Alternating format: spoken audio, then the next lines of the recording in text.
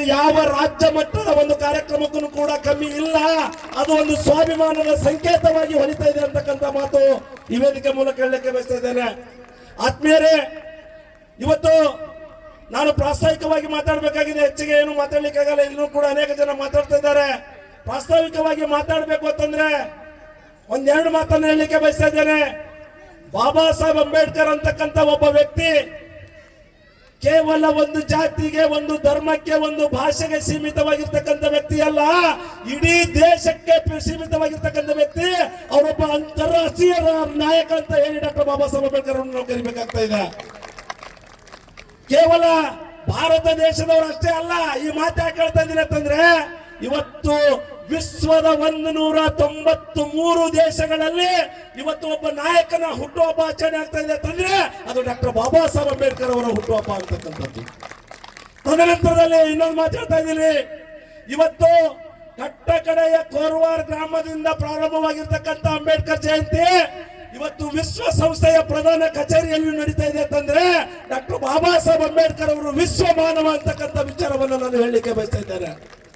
ಹಾಗಾಗಿ ಇವತ್ತು ನನ್ನ ದಲಿತ ಸಂಘರ್ಷ ಸಮಿತಿ ಇವತ್ತು ಸಾಕಷ್ಟು ಕಷ್ಟ, ನಷ್ಟ, ನೋವು, ಅವಮಾನ ಇವೆಲ್ಲವುಗಳನ್ನ ಸಹಿಸಿಕೊಂಡು ಇಂತಹ ಅರ್ಥಪೂರ್ಣವಾಗಿರ್ತಕ್ಕಂಥ ಕಾರ್ಯಕ್ರಮ ಸಂಘಟಿಸುವುದರ ಮೂಲಕ ಊರಿನ ಎಲ್ಲಾ ಸಮಾಜದ ಎಲ್ಲಾ ಜಾತಿಯ ಎಲ್ಲಾ ಧರ್ಮದವರೊಂದಿಗೆ ನಾವು ನಿಮ್ಮ ಅಣ್ಣ ಇದ್ದೀವಿ ಅಂತ ಹೇಳಿಕ್ಕೆ, ನಾವು ನಿಮ್ಮ ಮನೆಯ ಮಕ್ಕಳಿದ್ದೀವಿ ಅಂತ ಹೇಳಿಕ್ಕೆ ಈ ಕಾರ್ಯಕ್ರಮ ಸಂಘಟನೆ ಮಾಡಿದ್ದೀವಿ ಅಂತಕ್ಕಂಥ ಮಾತು ಹೇಳಲಿಕ್ಕೆ ಬಯಸ್ತಾ ಇದ್ದೇನೆ.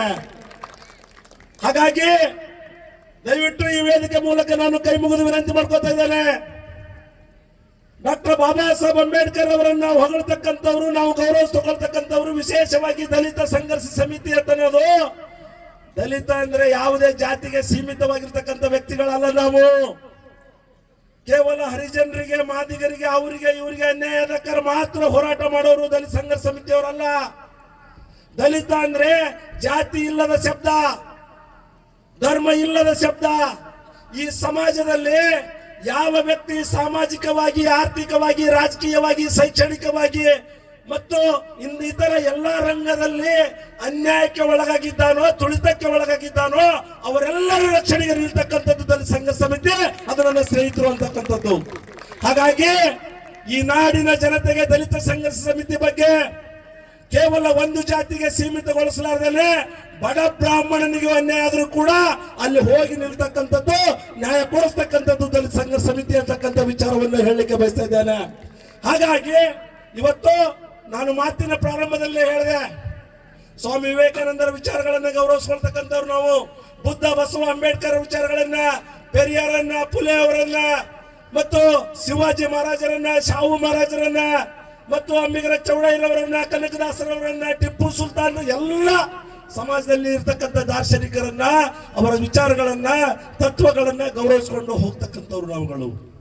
ಹಾಗಾಗಿ ಈ ವೇದಿಕೆ ಮೂಲಕ ನಾನು ವಿನಂತಿ ಇದೆ, ನನ್ನ ದಲಿತ ಸಂಘರ್ಷ ಸಮಿತಿಯವರು ಡಾಕ್ಟರ್ ಬಾಬಾ ಸಾಹೇಬ್ ಅಂಬೇಡ್ಕರ್ ಅವರು ಹೇಳಿರ್ತಕ್ಕಂಥ ಒಂದೇ ಒಂದು ಮಾತು, ಶಿಕ್ಷಣ ಸಂಘಟನೆ ಹೋರಾಟ, ಶಿಕ್ಷಣ ಸಂಘಟನೆ ಹೋರಾಟ, ಶಿಕ್ಷಿತರಾಗುವುದರ ಮೂಲಕ, ಸಂಘಟಿತರಾಗುವುದರ ಮೂಲಕ ನಮಗೆ ಬೇಕಾಗಿರ್ತಕ್ಕಂಥ ಹಕ್ಕುಗಳನ್ನು ಹೋರಾಟದ ಮೂಲಕ ಪಡ್ಕೊಳ್ತಕ್ಕಂಥ ಪ್ರಾಮಾಣಿಕ ಪ್ರಯತ್ನ ಇವತ್ತು ಕೋರ್ವಾರ್ ಗ್ರಾಮದಿಂದ ಮಾಡಲಿಕ್ಕೆ ನೀವು ಸಿದ್ಧರಾಗಿದ್ದೀರಿ ಅಂತಕ್ಕಂಥ ವಿಚಾರವನ್ನ ಹೇಳ್ತಾ, ನನ್ನ ಗೆಳೆಯ, ನನ್ನ ಸೋದರ, ಅತ್ಯಂತ ಕ್ರಿಯಾಶೀಲ ವ್ಯಕ್ತಿ, ಕೋರ್ವಾರ್ ಗ್ರಾಮದ ಯುವಕ ದಲಿತ ಸಂಘರ್ಷ ಸಮಿತಿಯ ನಾಯಕ ಅರುಣ್ ಕೋರ್ವಾರ್. ಅರುಣ್ ಕೋರ್ವಾರ್ನ ಇಲ್ಲಿ ತರ ನಾನು ಬಹಳಷ್ಟು ಅವನ ಬೆನ್ನಿಗೆ ನಿಂತು ಸಪೋರ್ಟ್ ಮಾಡ್ತಿದ್ದೆ, ಗೌಡ್ರಿಗೆ ಗೊತ್ತದ. ಆದ್ರೆ ಈ ಸಾರಿ ನೀ ಏನ್ ಮಾಡ್ತೀಯಪ್ಪ ಮಾಡು ಅಂತ ಹೇಳಿದೆ. ಮಾಡಿದ ಕಾರ್ಯಕ್ರಮ ಎಂತ ಕಾರ್ಯಕ್ರಮ ರೀ! ಈ ನಾಡಿನಲ್ಲಿ ಅತ್ಯಂತ ಶ್ರೇಷ್ಠ ಸೇವೆಯನ್ನು ಸೇವೆ ಸಲ್ಲಿಸುವುದರ ಮೂಲಕ, ಶಿಕ್ಷಕರಾಗಿ ಸೇವೆ ಸಲ್ಲಿಸುವುದರ ಮೂಲಕ ತಮ್ಮ ಜೀವನವನ್ನು ತ್ಯಾಗ ಮಾಡಿರ್ತಕ್ಕಂಥ ಅನೇಕ ಜನರನ್ನ ಗುರುತಿಸಿ ಅವರಿಗೆ ಇಂಥ ವೇದಿಕೆ ಮೂಲಕ ಸನ್ಮಾನ ಮಾಡತಕ್ಕಂಥದ್ದು. ಅಂಗನವಾಡಿ ಶಿಕ್ಷಕಿಯರು ವಿಶೇಷವಾಗಿ ಯಾರು ಚೆನ್ನಾಗಿ ಕೆಲಸ ಮಾಡಿದಾರೋ ಅಂತಕ್ಕಂಥದ್ದು ಅವರ ಬಯೋಡಾಟಾ ತೆಗೆದುಕೊಳ್ಳುವ ಮೂಲಕ ಅವ್ರಿಗೆ ಇನ್ನೊಂದಿಷ್ಟು ಪ್ರೇರಣೆ ನೀಡಲಿಕ್ಕೆ ಅವರಿಗೆ ಅಂಗನವಾಡಿಯಲ್ಲಿ ರಾಜ್ಯ ಮಟ್ಟದ ಉತ್ತಮ ಅಂಗನವಾಡಿ ಕಾರ್ಯಕರ್ತೆ ಅಂತಕ್ಕಂಥ ಪ್ರಶಸ್ತಿಯನ್ನು ಕೊಡ್ತಕ್ಕಂಥದ್ದು, ಉತ್ತಮ ಶಿಕ್ಷಕಿ ಅಂತ ಪ್ರಶಸ್ತಿ ಕೊಡ್ತಕ್ಕಂಥದ್ದು.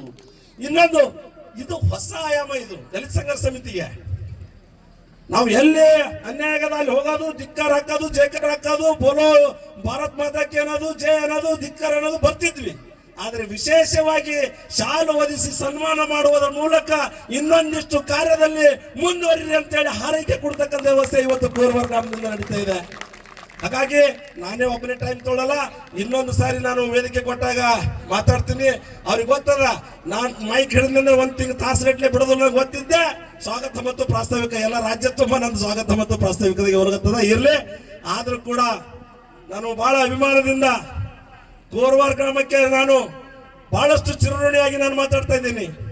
ಕೋರ್ವಾರ ಗ್ರಾಮದಲ್ಲಿ ಇರ್ತಕ್ಕಂಥ ಹಿರಿಯರು ಇವತ್ತು ಛಾಯಾಗಳ ಮಂತನ ಒಳಗೊಂಡು, ಇಲ್ಲಿರ್ತಕ್ಕಂಥ ಮ್ಯಾಗೇರಿ ಮಂತನವರನ್ನು ಒಳಗೊಂಡು ಅಂಬೇಡ್ಕರ್ ಪ್ರತಿಮೆ ಮಾಡಿಕೊಟ್ಟದ್ದು ನಾವು ಯಾರು ಕೈಲೇ ರೊಕ್ಕ ಹಾಕಿ ಮಾಡಿಕೊಟ್ಟಿಲ್ರಿ ಸಾಹೇಬ್ರ. ನಿಮ್ಗೆ ಗೊತ್ತಿರಲಿ, ಆಂಜನೇಯ ಸಾಹೇಬ್ರು ಬಂದು ಉದ್ಘಾಟನೆ ಮಾಡಿದ್ರು ಇಲ್ಲಿ ಒಂದು ಮೂರ್ತಿಯನ್ನ. ಈ ಊರಿನಲ್ಲಿ ಇರ್ತಕ್ಕಂಥ ಹಿರಿಯರು ತಮ್ಮ ಸ್ವಂತ ರೊಕ್ಕ ಹಾಕಿ ತಾವು ರೆಡಿ ಮಾಡಿ ತಂದು ಕೊಟ್ಟಾಗ ನಾವು ಕುಂದಿರ್ಸಿವಿ. ಅಂತಹ ದಯಾಮಯ ಆಗಿರ್ತಕ್ಕಂಥ ಊರು ಇವತ್ತು ಕೋರ್ವಾರ ಗ್ರಾಮ.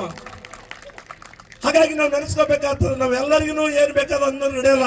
ಹಾಗಾಗಿ ನಾವು ಏನಾದ್ರೂ ಸಂಸ್ಕಾರ ಪಡ್ಕೊಂಡಿವಿ, ಇಲ್ಲಿ ನಾವೇನಾದ್ರೂ ಒಂದಿಷ್ಟು ಪ್ರೀತಿ ಪಡ್ಕೊಂಡಿವಿ, ನಾವೇನಾದ್ರೂ ಒಂದ್ ಸ್ವಲ್ಪ ನಮ್ಮ ದಲಿತ ಸಂಘರ್ಷ ಸಮಿತಿ ಹುಡುಗರಿಗೆ ಗೌರವ ಬಹಳಷ್ಟು ಸಿಗಲಾಕತ್ತಂದ್ರ ಅದು ಬಹುತೇಕ ಕೋರ್ವಾರ ಗ್ರಾಮದ ಎಲ್ಲ ಗುರು ಹಿರಿಯರು ಆಶೀರ್ವಾದ ರೂಪದಲ್ಲಿ ಮಾಡ್ಯಾರ ಅಂತಕ್ಕಂಥ ವಿಚಾರವನ್ನು ಹೇಳ್ತಾ, ನನ್ನ ದಲಿತ ಸಂಘ ಸಮಿತಿಯ ಗೆಳೆಯರು ಮತ್ತು ಇಲ್ಲಿ ಕೂಡಿರ್ತಕ್ಕಂಥ ಸಮಸ್ತ ಈ ಊರಿನ ಹಿರಿಯರಿಗೆ ನಾವು ಯಾವತ್ತೂ ಕೂಡ ನಿಮ್ಮ ಮನೆಗೆ ಮುಳ್ಳಾಗಲ್ಲ, ನಿಮ್ಮ ಮನೆಗೆ ಹೂವನೆ ಆಗ್ತೀವಿ, ನಿಮ್ಮ ಮನೆಯ ಮಕ್ಕಳಾಗಿ ಪ್ರಾಮಾಣಿಕ ಕೆಲಸ ಮಾಡ್ತೀವಿ, ಇಂಥ ಸಮಾಜ ಸೇವೆ ಮಾಡ್ತಕ್ಕಂಥ ಕೆಲಸ ಮಾಡ್ತೀವಿ ಅಂತಕ್ಕಂಥ ಮಾತನ್ನ ಈ ಊರಿನ ಸಮಸ್ತ ಜನತೆಗೆ ಹೇಳ್ತಾ, ನನಗೆ ಸ್ವಾಗತ ಮತ್ತು ಪ್ರಾಸ್ತಾವಿಕವಾಗಿ ಮಾತಾಡಲಿಕ್ಕೆ ಅವಕಾಶ ಮಾಡಿಕೊಟ್ಟಿರ್ತಕ್ಕಂಥ ಈ ಪವಿತ್ರ ವೇದಿಕೆಗೆ ನನ್ನ ಅನಂತ ಕೋಟಿ ನಮಸ್ಕಾರಗಳನ್ನು ಸಲ್ಲಿಸ್ತಾ ನನ್ನ ಮಾತನ್ನು ಮುಗಿಸ್ತಾ ಇದ್ದೇನೆ.